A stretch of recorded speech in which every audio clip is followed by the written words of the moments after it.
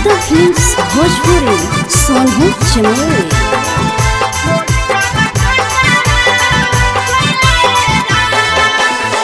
गहवाना करई है बलमुआ,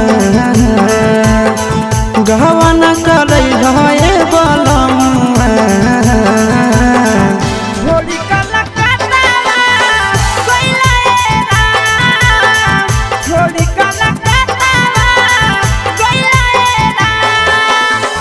गहवाना करई है बलमुआ, गहवाना करई है बलमुआ।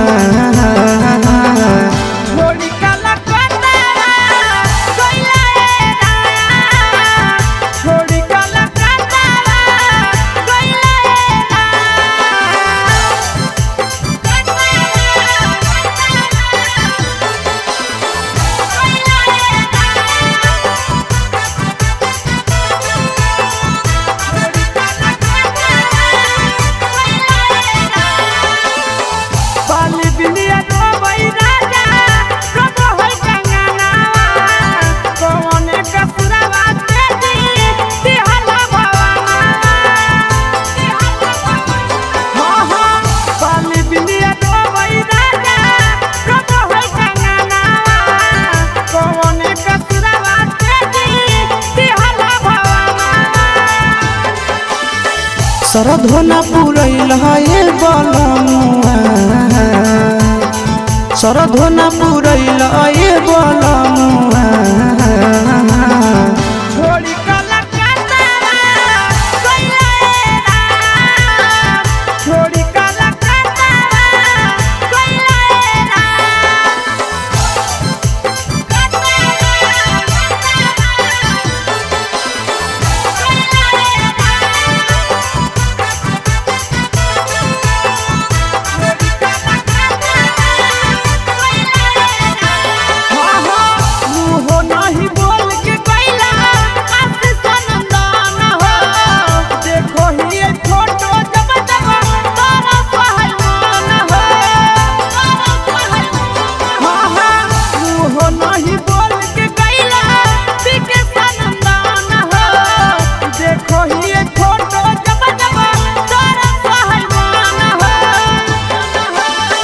तनियो नाम होइल ये बलमुआ,